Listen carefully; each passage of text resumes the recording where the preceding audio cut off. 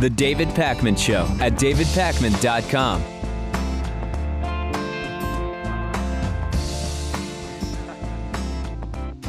A lot of interesting news from late last week and over the weekend, and we're going to start with a New York Times article which is reporting that sometime in the next few weeks, President Obama is expected to issue orders freeing dozens of federal prisoners locked up on nonviolent drug offenses. President Obama will probably commute more sentences at one time than any president has in almost 50 years.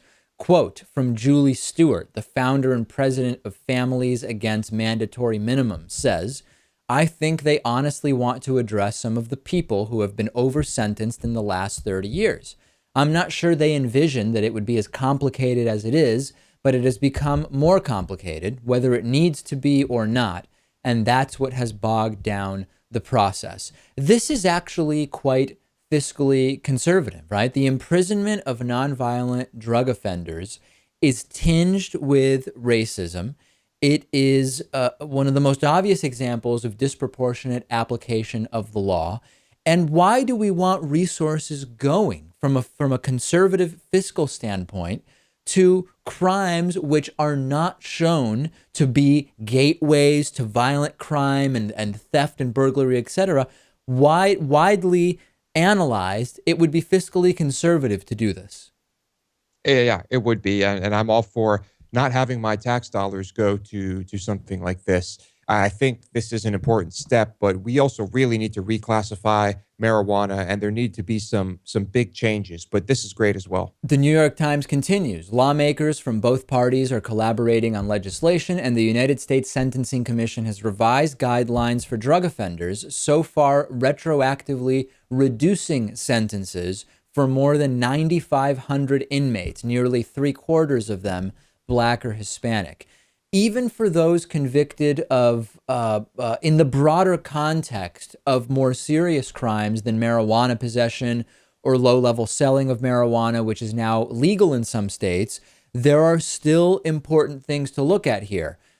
Quote, among those Mr. Obama granted clemency in March were 8 prisoners serving life sentences for crimes like possession with intent to distribute cocaine, growing more than 1,000 marijuana plants, or possession of a firearm by a convicted felon.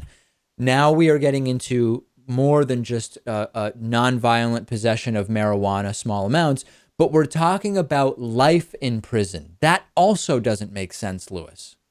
Yes, you are essentially, without a doubt, ruining someone's life. And in cases of people possessing small or somewhat large amounts of other really, the nasty drugs, instead of offering them help, you are still ruining their lives instead of saving their lives. Now, if you hear me talking about this and you point just to private prisons, you're missing a big part of the picture, because remember that private prisons hold a small portion of the country's total prison population. 6% of state prisoners and 16% of federal prisoners are held in private prisons. This is not nearly enough to be solely responsible for the high imprisonment rates in the United States.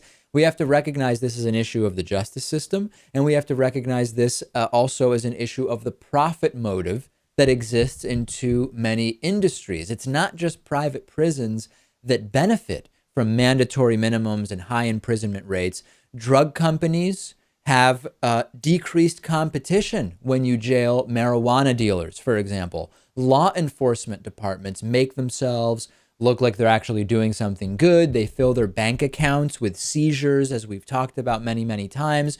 Big banks now have ownership stakes in big pharma and in the private prisons. So now you have big banks on the side of harsher sentences for drug-related crimes. And remember, if the prisons are full with nonviolent drug offenders, maybe they're too full for the white-collar criminals too. Yeah, I think this is an important step. We have to also just kind of destigmatize drug abuse and drug users. We need to make them not look like the devils they are made out to be. So very, very good news that President Obama is doing this. We are going in the right direction, broadly speaking, although the change is, let's put it this way, the change is not happening nearly as quickly as it did over the last 11 years with same-sex marriage in the United States, but maybe it will accelerate. Huge news about broadband. I love this story. WiredWest.net is reporting that after creating a telecommunications co-op to bring broadband to rural communities in Western Massachusetts and completing 4 years of planning, Wired West member towns have signaled they are ready to move forward with a regional fiber optic high-speed internet network. Over the last 2 months, 22 different communities in Massachusetts have passed bond authorizations totaling $34.5 million for their town's portion of costs to build a fiber optic network. The votes have been characterized by record attendance and passage by overwhelming margins, including 3 unanimous town votes. They were pretty small towns, admittedly. On June 29th, the town of Goshen, Massachusetts became the 20th town to authorize funding with a record turnout of 240 voters. Yeah, a small town. This is just such great news, Lewis. And let's remember, most of the towns currently involved in this have limited or just non-existent broadband service. And a lot of it is because the big for-profit internet service providers just aren't interested in doing businesses in these small towns. The cost to them for building the infrastructure is too high relative to what they would make from a few thousand subscribers in these small towns. So these towns haven't necessarily defeated the big internet service providers, but if this is successful, these would be some really good test cases and an incentive for bigger towns to try to build municipal broadband as well. Yes, if this moves over into the town we are from, then that would be a huge deal. And ultimately, if we see this happening in places like Boston, Worcester, Springfield, and Massachusetts, that would just be incredible. And I predict if that happens, other states will start doing the same thing as well. The bigger point is it's increasingly clear that broadband internet should be treated as a public utility, as it is going to be by the FCC. And it really is one. I mean, let's think about how internet is used today. It really is a public utility. Municipalities already finance their own water lines, their own sewage lines in most cases. Why should fiber optic cables be any different in the future? It perfectly aligns with what a public utility is. And this project, these 22 towns, will hopefully legitimize the idea of city-run broadband. Yeah, there will be some people who say it's communism, it's socialism, blah, blah, blah. But those people aren't looking, well, maybe the extreme libertarians are, but for the most part, those people are not looking to privatize the water or the sewage systems in most towns. And they should really be thinking of high-speed internet in the exact same way. Yeah, I'm very happy about this. There's no need to be at the, have our will imposed by these big telecom companies on us. It's completely outrageous. And, for the most part, they've been winning all the battles. And last thought on this, the telecom giants want to outlaw municipal broadband and have spent a lot of money trying to do it. That should tell you everything you need to know about how great of an idea municipal broadband is. Yes, well, unfortunately for most cities and towns, those companies are contributing quite a bit of money to campaigns for those running those states. Bernie Sanders took some heat a couple of weeks ago, I guess it was at this point, from progressives on the topic of gun control because of some comments he had made and votes he had made regarding suing of gun manufacturers and background checks and a number of other things. Bernie Sanders has now addressed his position on guns on CNN.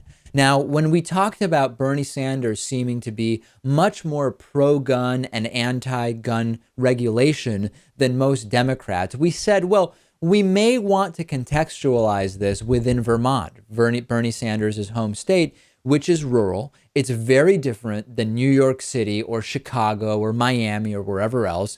The purpose of guns in Vermont is very different than in many big cities, etc. So now Bernie Sanders went on CNN and he addressed this head on. And it turns out that Bernie Sanders is actually not a pro-gun nut. And it also turns out that those moderates and conservatives who were maybe considering Bernie Sanders just because of his view on guns may be dissuaded from that. So let's go to this clip from Bernie Sanders on CNN discussing his position on guns.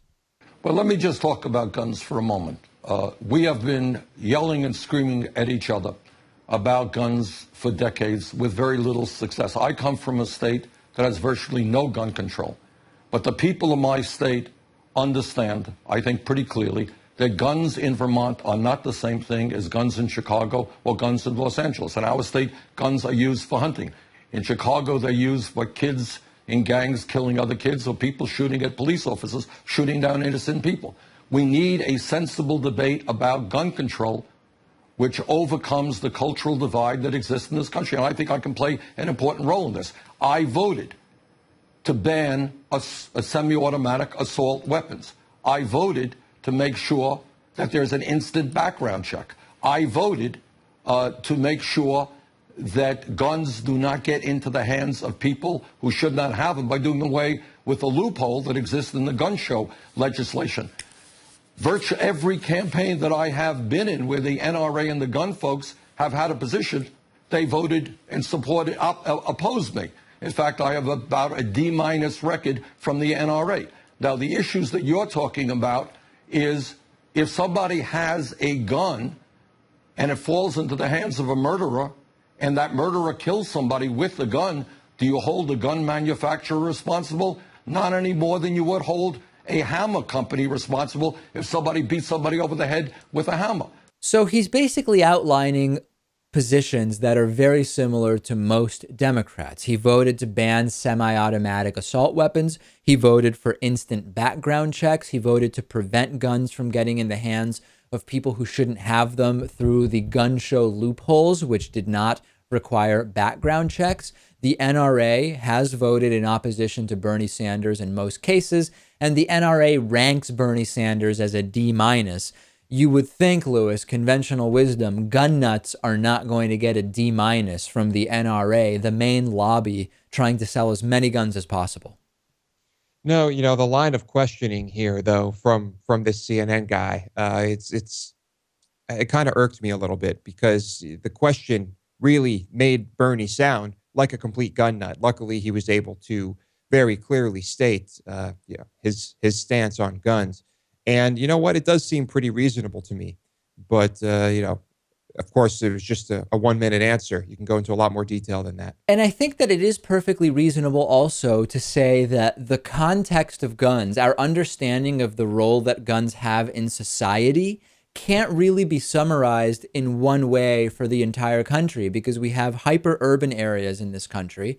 And we also have incredibly rural areas. We have so many different situations in which people may own guns. Some of those situations, statistically, are known to backfire more often than others. We talk about the idea that guns are likely to be used against you when you might have the gun for a supposed, a hypothetical home invasion defense, for example, or self-defense. We've talked about all those things, but I think Bernie Sanders, and most people aren't willing to really talk about guns in a more nuanced way, is saying that guns in Vermont are different than guns in some of our major cities.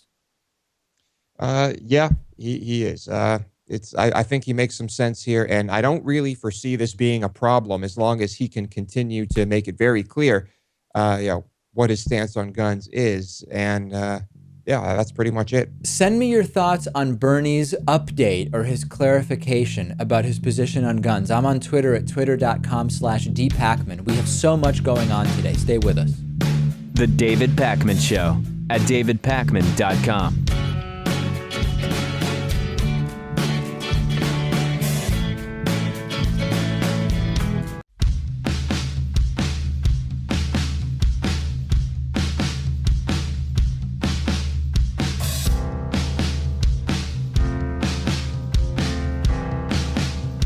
Welcome back to the David Pakman Show. Our program has been able to expand over the last nearly 10 years because of the membership program. We're supported directly by our audience. You can become a member at davidpakman.com/membership. Today's new member of the day is William Hill. William gets all the great member benefits, including the world famous bonus show and so many other great benefits. Go to davidpakman.com/membership to sign up. We're talking about the cost of a couple cups of coffee a month, and it goes a long way to supporting the work we do. If you enjoy the show, think about voting with just a few of your dollars davidpakman.com/membership. Hey, if you ever shop on Amazon.com, you can support the work we're doing by using the Amazon banner at davidpakman.com. It's on the right side of the page. Click it, bookmark it, use it whenever you shop. You know, I was looking, we get a report, Lewis, of all the items purchased through our Amazon link. We don't get any personal information from about who's buying, just a list of items. And I have not looked at TV prices for a long time. It's stunning how cheap TVs have gotten. 40-inch 1080p smart TVs with all the apps in the $400 range now. Really not too bad. Yeah, they have come down in price quite a bit. And, the really, really big TVs are still outrageously overpriced, of course. Well, that's true. The really big ones are. But, this screen that's behind me, a lot of people think this is a green screen, but it's actually just a really big TV. This is a 70-inch TV. It's just a basic, it's not a smart TV. You can put in a USB stick in it, but that's about it. This thing, I think now it's been 2.5 years, was $1,700, which at the time I already found to be kind of inexpensive for a 70-inch TV. It's a Sharp. This TV now is nearly half the price of what it was 2 years ago. I mean, it's just incredible. Yeah, that's amazing. Pretty soon there'll be the price of tube TVs when we were, in like middle school or something. Also, a few people buying Magic the Gathering stuff through our Amazon link. Lewis, you used to be a huge Magic guy. Are you still involved in Magic the Gathering? Yeah, I still play all the time, and it's growing substantially. And being in a big city like Austin, there's a much, much larger community here. How old is the average Magic the Gathering player at the events you go to, would you say?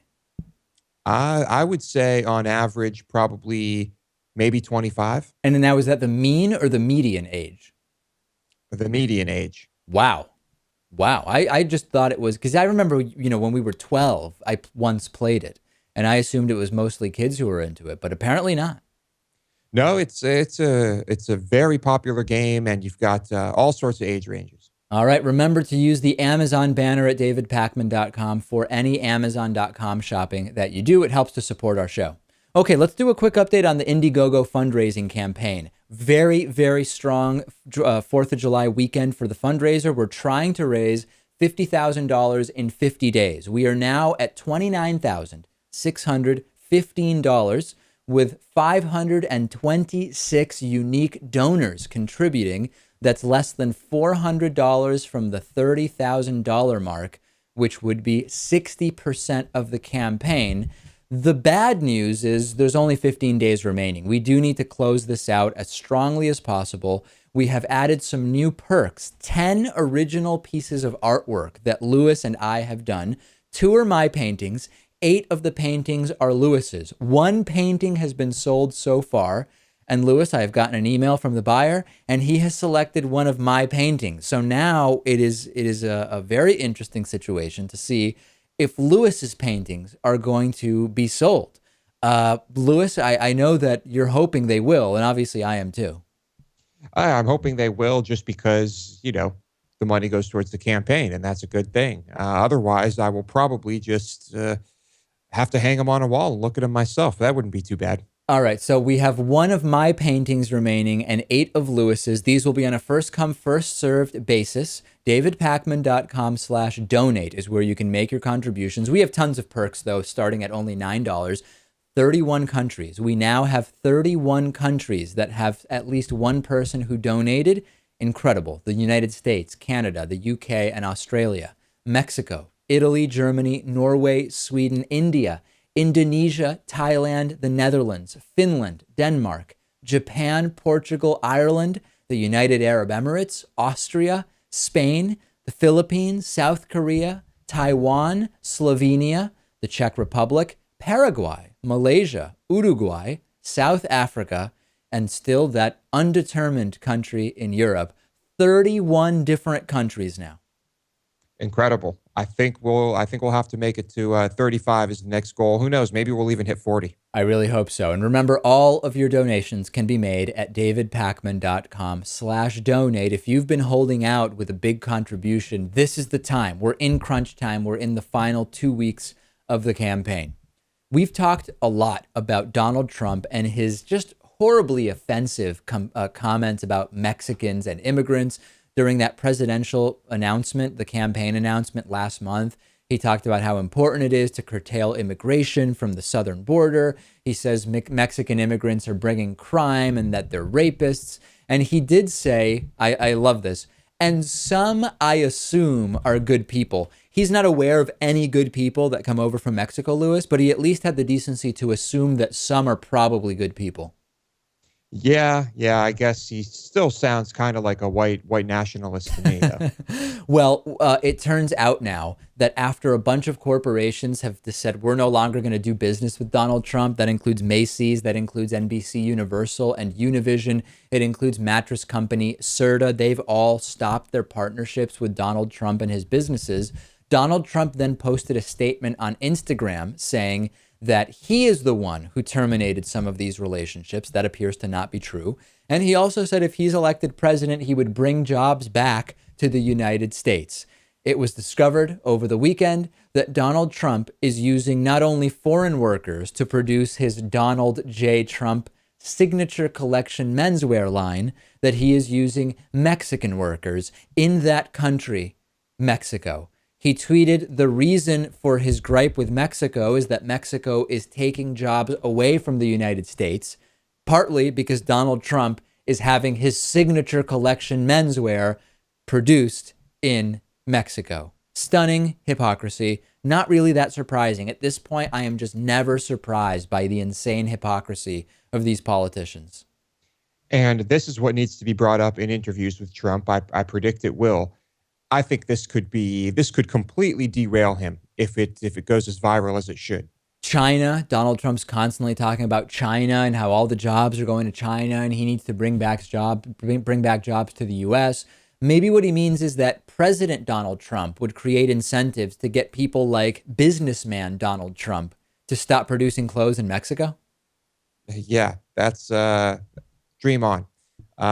This is just classic Republican Donald Trump hypocrisy right here. Over the weekend, I was at a 4th of July barbecue thing at my girlfriend's friend's parents' lake house. And somehow someone mentioned Donald Trump and how crazy what he's been saying about Mexicans is. And one of the people there said, yeah, the thing is, though, illegals are committing tons of crime. These illegals come in here and they just commit crime and blah, blah, blah, blah, blah, and really using illegals very pejoratively. And at this point, it came up in the context of what I do. I did not like what was being said, but I also did not want to start getting into a huge political debate at what's supposed to be like, just a 4th of July, hang out and have fun type of thing. And I really felt very awkward because the term illegals used in that way is incredibly pejorative. We're talking about illegals, not people. But fortunately, someone else who was there actually spoke up and said, you realize that most people who go through the trouble of coming to the US at incredible risk and often at great cost are not doing it just to get here and commit petty crime, right? The real money for the crimes you could commit in the US is white collar crime. And it's not Mexican immigrants that are committing white collar crime. And I fortunately, Lewis, was able to not get involved while not allowing the comments to go unchallenged. Yes, well, you really lucked out because I think, though, that if they hadn't spoken up, you probably still would have had to bite your lip because I've been in that situation before. It's for the greater good just to bite your lip. Yeah, it's like I'm being hosted by people I don't really know. And I mean, everybody would have some sort of a different barometer. Now, what I will say is, if they attacked me directly, I was kind of on the outskirts of this. And as an immigrant from South America, obviously, as a legal immigrant, of course, this does not completely circumnavigate identities that I am associated with. But I really had to say, there's no advantage. This is a 60-year-old man. I'm not going to change his views about this. And fortunately, he votes in Massachusetts, and thus his vote is not really going to matter on this issue. Well, except for during the midterms and during special elections when there's no turnout. But and I guess governors as well. Republican governors keep getting elected in Massachusetts. Yeah, but you're right. I do not think that you would have changed his mind no matter how strong and logical an argument you could have made. All right, after the break, we'll speak to Abdullah Sharif, a peace diplomat to Afghanistan. I think it'll be a very interesting conversation. The David Pakman Show at davidpakman.com.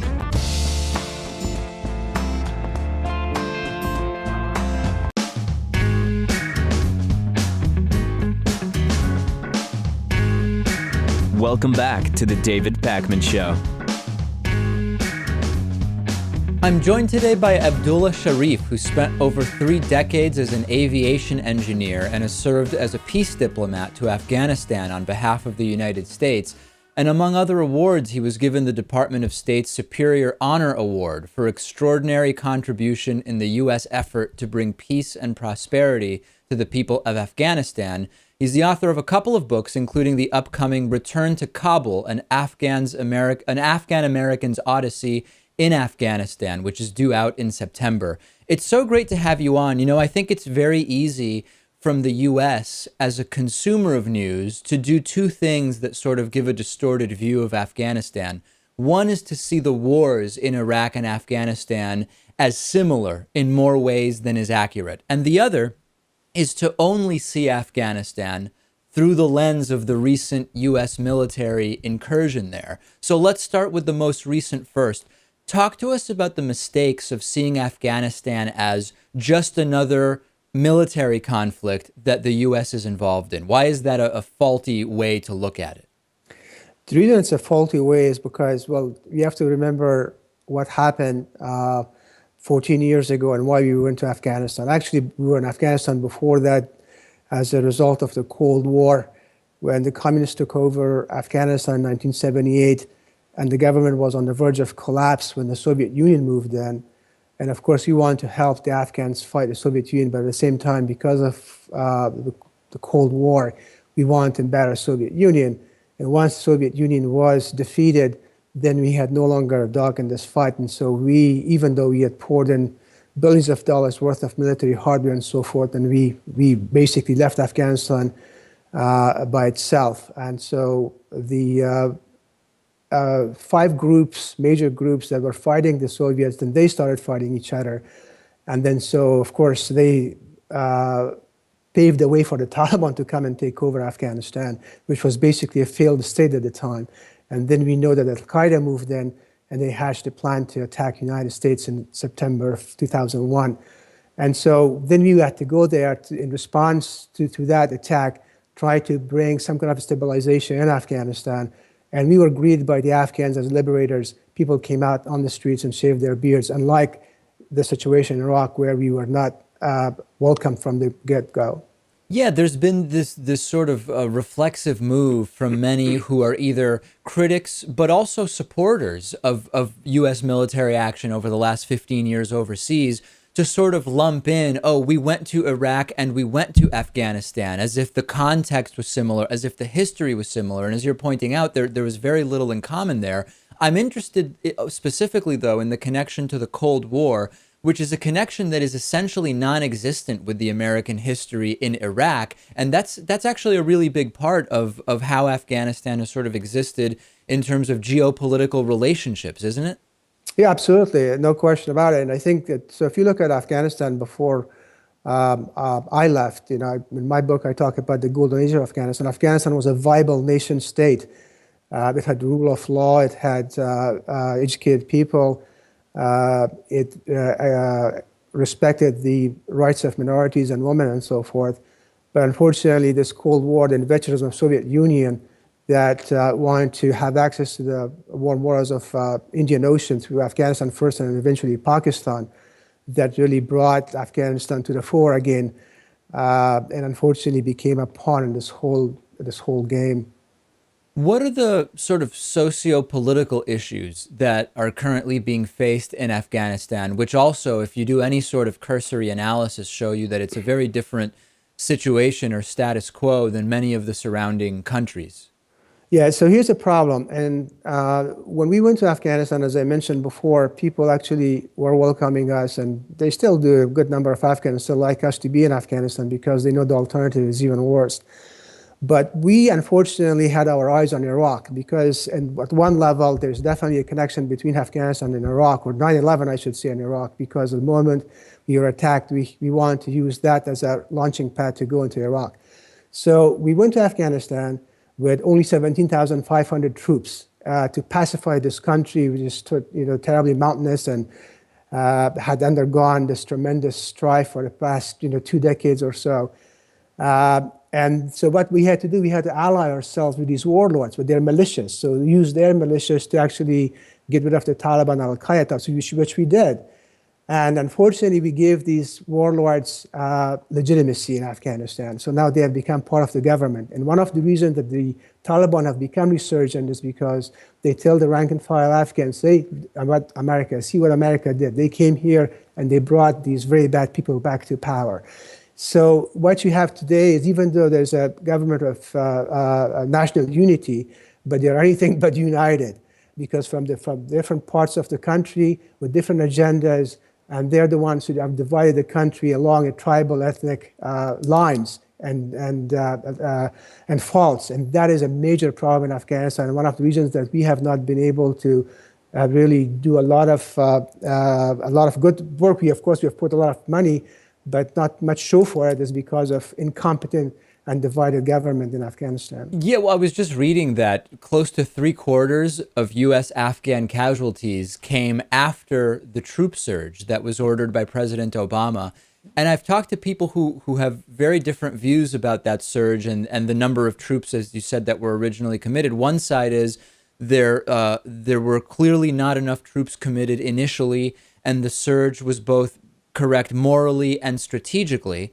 And another side says, it really was not the right move. It was not a prudent move from President Obama, aside from the fact that it may have been necessary to achieve some military objectives. It was the wrong move to send more troops. What's your view on that? Is it possible to even whittle it down to an answer? I think so. I think that the surge was the right thing to do. And of course, President Obama at the time, I was in Afghanistan at the time, and President Obama listened to commanders on the field. And so it was the right thing. Unfortunately, it was a little bit too late. And more so, too late, probably, I would say. And by that time, Afghanistan had gone south. And so this culture of impunity that the government that was in power and the war was in power, they had really, again, alienated a lot of people. And so we were there. I was in Kandahar at that time, and a lot of places that we couldn't really go in. The surge liberated, but of course, the Afghan government was absent to come and fill the vacuum after we withdrew from those areas. So those areas are again in the hands of Taliban, or they have free, they're able to move freely. So that is the problem, because this government, even though we have helped a lot, it's not a legitimate government in the eyes of the Afghan, and that's why they have not been able to make a lot of inroads in stability and reconstruction of the country. Well, along those lines, I'd be curious what your thought is, as someone who has served as a peace diplomat, on the sort of responsibility that a country has once they make an initial decision to enter militarily, to sort of stick it out. And I see a corollary here. I think one good comparison would be when we look at the resurgence of ISIS in the vacuum that resulted from the original decision to go into Iraq. And we've had many debates on the program. Well, listen, President Obama does have a responsibility to be involved in that fight because of his predecessor's decision to go into Iraq, which caused instability in this power vacuum. Is that a valid sort of moral reasoning to you, that once you break something, you have to be there to fix it? And if so, for how long does that responsibility remain? Well, it depends. I think, obviously there are people on both sides. There are people that are for and against. And I think it depends, because we need to be involved as the sole superpower in the world. And of course, we have got a lot at stake. Not only we have to be concerned about the United States of America, but our interests in those countries as well. But at the same time, we need to make sure that the people in the area, indigenous people, they step up to the plate and do their fighting as well. And that, I think, applies in Iraq and ISIS, and as well as Afghanistan. I just go back to this problem that we have, unfortunately, is that we ally ourselves with very bad people. We did the same thing in Iraq. After we rebuilt the army of Saddam Hussein after the invasion, then we gave it all to Nur al-Maliki. And Nur al-Maliki completely dismantled that army and staffed it with the Shias. And guess what? That army just ran away and they could not face ISIS. And the same sort of a thing in Afghanistan, unfortunately, because there's a strong army there, but the army is associated with an illegitimate government, and that's why they don't have the moral authority and the courage to really actually go and defend the country. Isn't this sort of a repeated MO that we see from the United States, which is an alliance with the group or organization that ultimately ends up fighting against us or being the bad guys, so to speak, to boil it down in a way that's somewhat crude? I mean, this extends far beyond just Iraq and Afghanistan. Well, yeah, I would say that's very difficult for it. That's why we have to be very, very careful when we go to these places, and we need to make sure that we have all our ducks in a row, as it were, because obviously we listen to a lot of different people. Unfortunately, bad people have taken advantage of our good intentions, perhaps, and then so since we don't know the history of these places, the culture of these places, we don't speak the languages, and we don't know the background of the people that speak a good talk, I should say, but actually they have different motivations, which is really detrimental to their countries, their areas, but also to our interests as well. No question at all. I'll remind everybody we've been speaking with Abdullah Sharif. The upcoming book is called Return to Kabul, an Afghan American's Odyssey in Afghanistan. It is due out in September. Thank you so much for talking to us about this. It's a pleasure. Thank you for having me on. The David Pakman Show at davidpakman.com.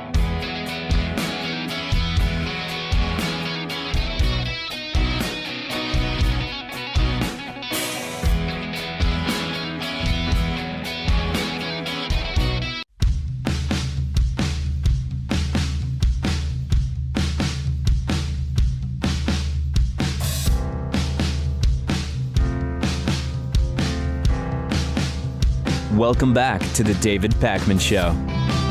An anonymous woman believed to be from the United States has set up a website which purports to be an offer to pro-lifers to prevent her from having an abortion. If she reaches her $1 million fundraising target, she says she will go through with the pregnancy and put the child up for adoption. From the website, I am a 26-year-old female and I am currently 7 weeks pregnant. I have every intention of having an abortion, but I'm giving you a chance to stop it. The donations will start when the campaign goes live tomorrow, July 7th. She says she won't keep any of this money for herself and that the full amount would go into a trust fund for the child, which they would be able to access when they turn 21. If she doesn't reach her target, all the donations would be automatically refunded. The woman says she's enrolled in a graduate program and that she disagrees with the strict abortion laws that her state has. And she said she's worried about the backward direction of the country when it comes to the treatment of women. There's a 72-hour cooling off period in her state. And she says that the donation period will be exactly 72 hours long. 3 days, it'll coincide with that mandatory cooling off period. She has already booked the abortion for the 10th of July. So at this point, she's saying it's up to the pro-life advocates to put their money where their mouth is. Mathematically, this means that every one of the 157 million Americans that identify as pro-life need donate less than 1 cent to stop this abortion, as she has written. Pro-life bloggers are saying this is blackmail. It's kind of like a ransom note. You're basically holding a fetus hostage. This is going to be a very interesting thing. She obviously could rip off the pro-life advocates if she does raise the money. Once she has the money, she could do whatever she wants with that money. On our Reddit discussion forum, there's been a lot of talk about this. One user named Advocate Reason said, if she doesn't get the money, then at least she raised a good point, affirming that pro-lifers are full of crap and don't actually care to stop an avoidable abortion. If she does get the money, she'll have the resources to raise the child while getting pro-lifers to put money where their mouths are. Additionally, this will encourage more women to do this. When they do it, it might make some pro-lifers or anti-birth controllers start to rethink how sustainable their positions are. Another Reddit user said anyone who would essentially hold their fetus hostage would not be a good mother anyway. When you saw this, Louis, did you think, interesting idea, publicity stunt, cash grab scam? I thought that it might just be an interesting social experiment. And also I thought possible cash grab scam. I don't really know what we can say about the pro-lifers, regardless of the outcome of this experiment. I think that, I think you can still be pro-life without giving money to this cause. That seems a little silly to me. I think so. And I'm curious whether this is even really going to happen if and when the campaign launches tomorrow. I'm not sure what crowdfunding platform or what website is going to be used. The fact that they said if the money is not fully raised, everybody is refunded suggests it might be Kickstarter, but who knows if this type of campaign would violate the terms and conditions of these crowdfunding websites. Yeah, I looked at the webpage and it seems like it might just be an independent thing, not affiliated with any of those other websites. But I'm very curious to see what happens. If this actually is successful, you can expect to see, I don't know how many copycats after this. $1 million is not a lot of money to put together from 157 million pro-lifers. That is a very good point. I'm really curious what will happen. Send me your thoughts on this, and we'll, of course, follow what the results are. The Guardian is reporting that Cuba has become the first country to eliminate the transmission of HIV and syphilis from mother to baby, according to the World Health Organization, whose director, Margaret Chan, said it is one of the greatest public health achievements possible, and it is a step towards an AIDS-free generation. Over the last 5 years, Caribbean countries have had increased access to antiretroviral drugs as part of a regional initiative to eliminate mother-to-child transmission, HIV and syphilis testing for pregnant women and their partners, as well as C-section deliveries and substitution of breastfeeding, have contributed to breaking this infection chain that goes on from mother to child. It's estimated that each year 1.4 million women living with HIV become pregnant. If they're not treated, 15 to 45% will transmit the HIV to their child during pregnancy, labor, or breastfeeding. That risk drops to just over 1% if the mother and baby are both treated with antiretrovirals. This is absolutely huge. And Cuba has also made really big advancements when it comes to cancer treatments. And there's a lot of curiosity about why. Why is this happening in Cuba? Part of this, not all, but part of this is because they do have a nationalized healthcare system known to ignorant right-wingers as evil communism. There are obviously tens of thousands of HIV positive women in the US who would want a baby, but who wouldn't be able to afford this antiretroviral therapy or a mandatory C-section, periodic checkups for 18 months, etc. If it weren't for money, everyone would be able to have access to that, Lewis. In fact, if it weren't for money, we could prevent a lot of disease in the US by having everybody undergo an MRI every once in a while and see their doctor on a monthly basis. A lot of conditions and diseases would be caught earlier. We don't have that. Obviously, we hear about rationed care when you have socialized medicine. It's also rationed when we have a for-profit system the way we do in the US, given that people don't have unlimited budgets, and thus people don't always get their conditions detected early. They're not able to start treatment as early as maybe they should. So part of what's been going on in Cuba is that they have a socialized healthcare system. Yeah, that's a part of it. And it's fascinating that this is the country it happens in, despite the embargo and all of that. They're not in the best situation there. But yeah, I mean, it's great news. And and interestingly, Lewis, the news is really public health and political news, right? It's not a medical research breakthrough. We know exactly what needs to be done to prevent mother-to-child HIV transmission. The medical knowledge has been there for years. It's more about the limits of privatized healthcare and what Cuba is able to do given the system they have. Yeah, and it's, it looks great. I wish we could implement such a system here. There's just really too much misinformation and too many powerful companies lobbying against it. Our voicemail number is 219-2-DAVID-P. Here's a voicemail we received. Hi, just to say hello, and as per Fiddler on the Roof, a blessing on your studio. Mazel tov, mazel tov. That's great. Lewis is going there. I'll try to get you a donation. And I love Lewis's painting number 2, Pizza for a Cloudy Afternoon. Okay, boys, great luck. Speak to you later. Well, listen, that painting is still available. All of Lewis's 8 paintings still available as Indiegogo perks. We just put them up a few days ago. One of my 2 paintings has been spoken for. davidpakman.com/donate to see all of the available paintings and other perks as well. On the bonus show today, a Phoenix man finds $70,000 in uncashed city checks in a dumpster. The big solar plane news, the prototype makes it over the Pacific Ocean, and John F. Kennedy Airport's TWA terminal is set to be converted. All of those stories and more on today's bonus show. Don't miss the bonus show, davidpakman.com/membership. And if you would like a half-price membership, make a donation in any amount to the Indiegogo campaign at davidpakman.com/donate, and then you will get emailed instructions on how to get a membership at half price.